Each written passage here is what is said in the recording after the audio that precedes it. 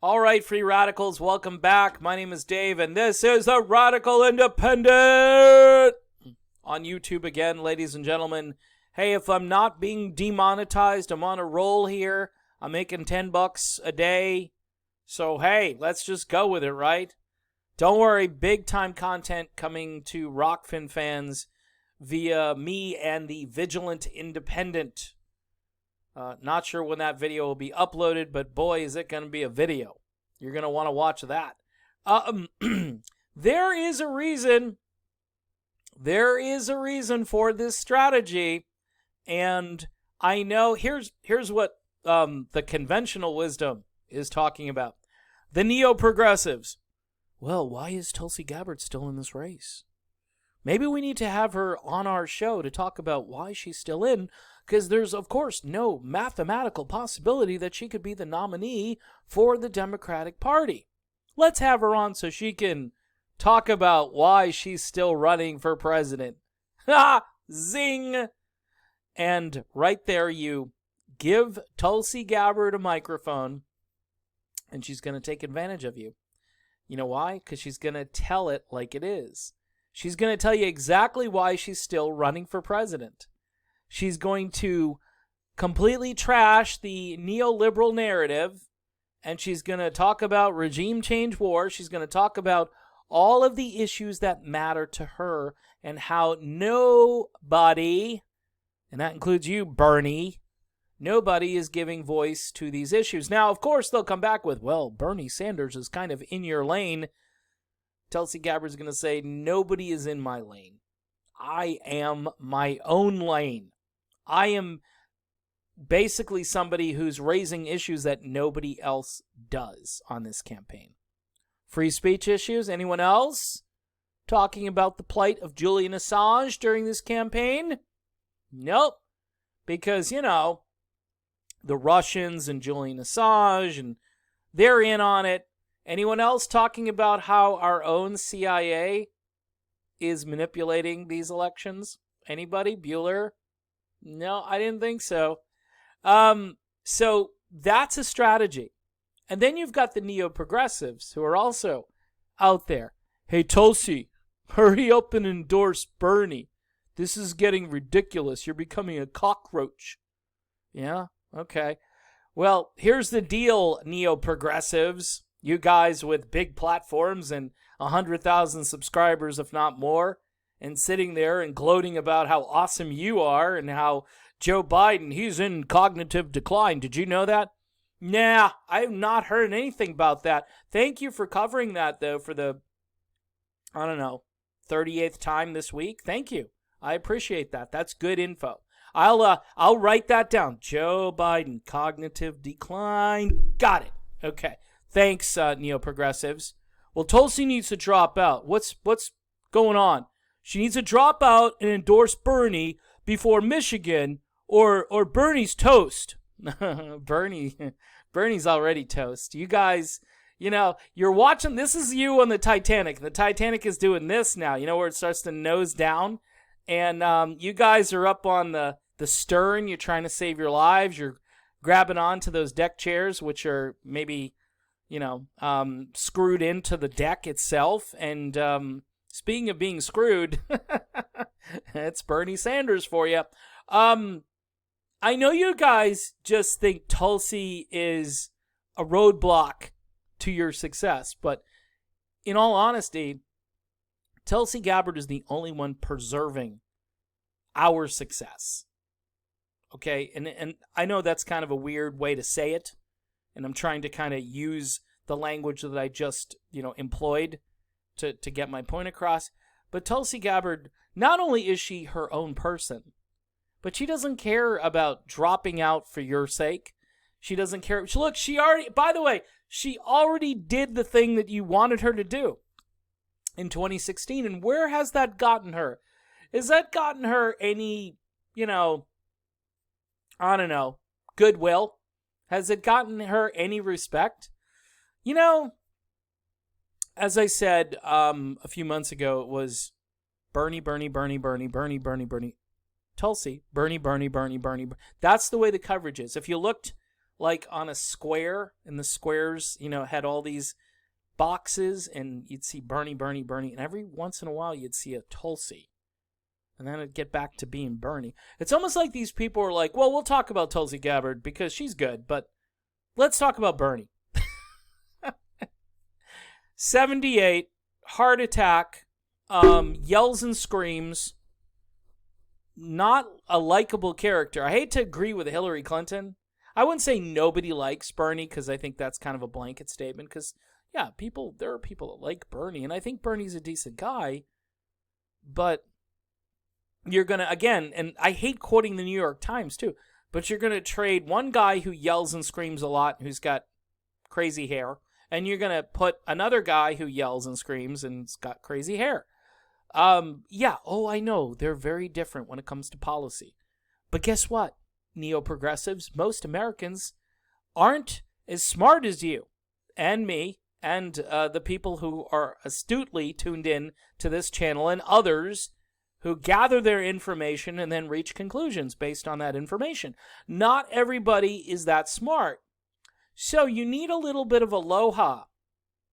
You need a little bit of good cheer and the spirit of cooperation. Somebody who's tough, but who uses love.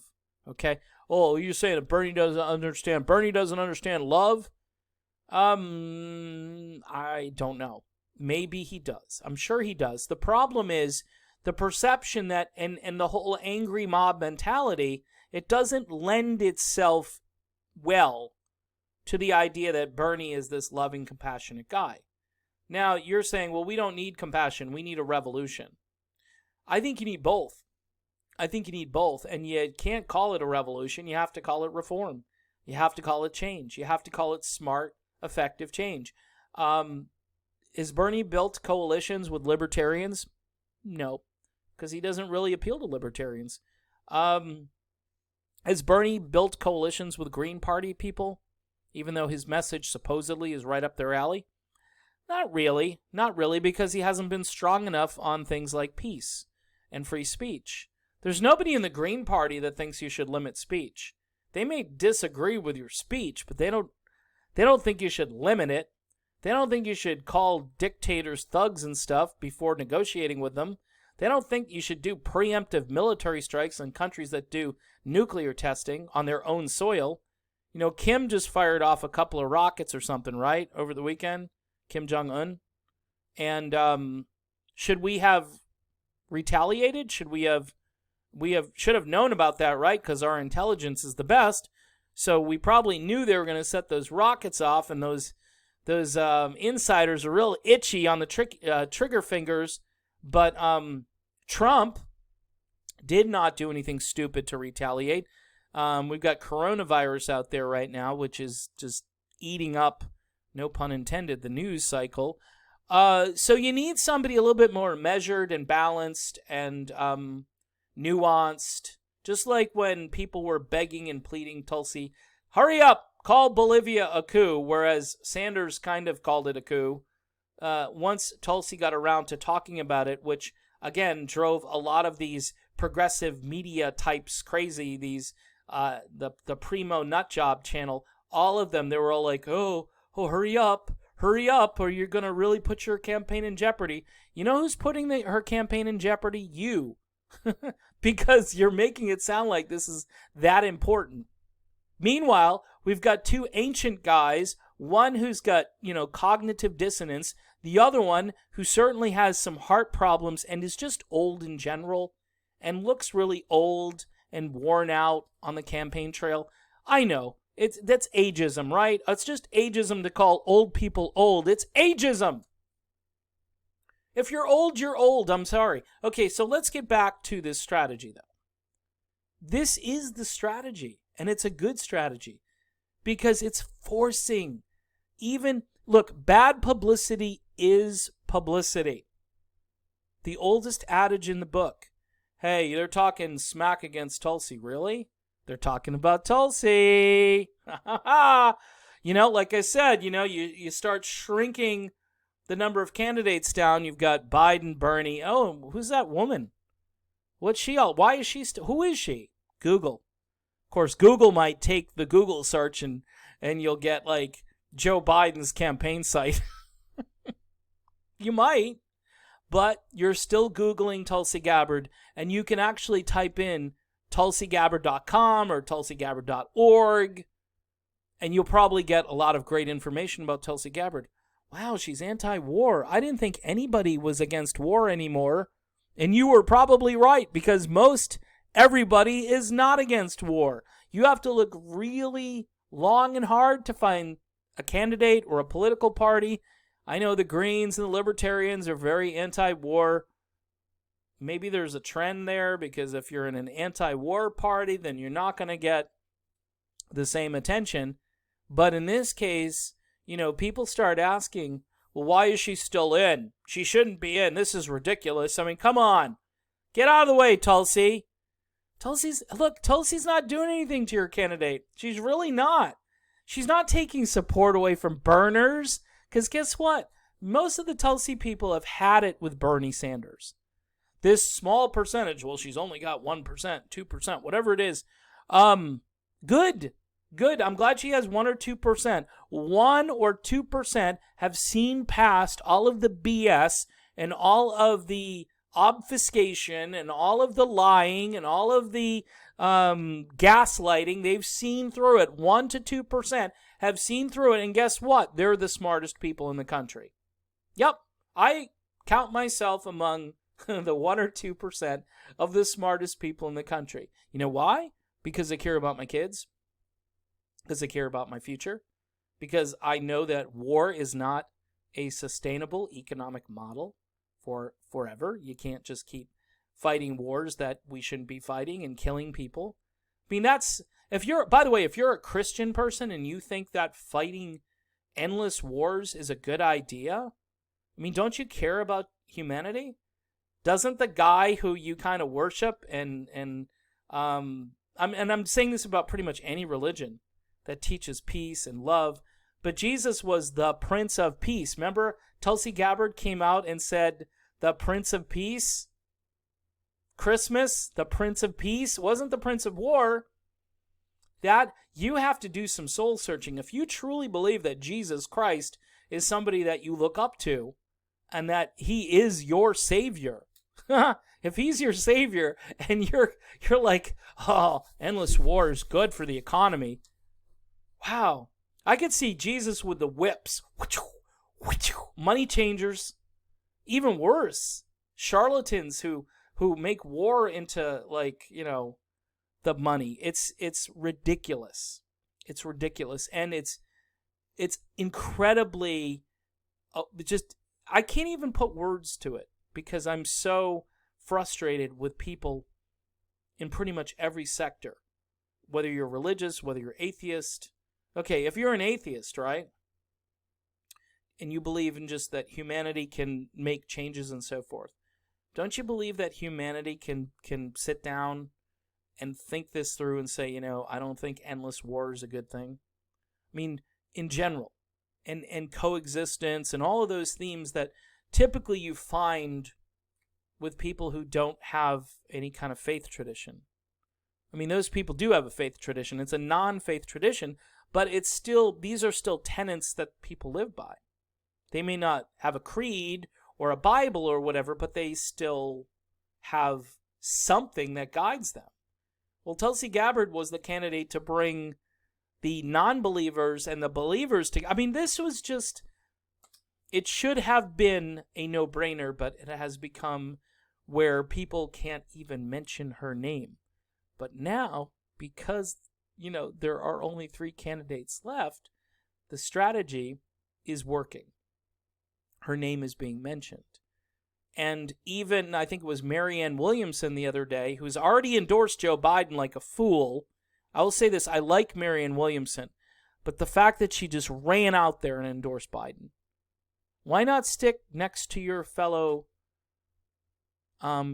sister in the battle? Why do you run to the old man when you could have had somebody who I think would have articulated your vision far better?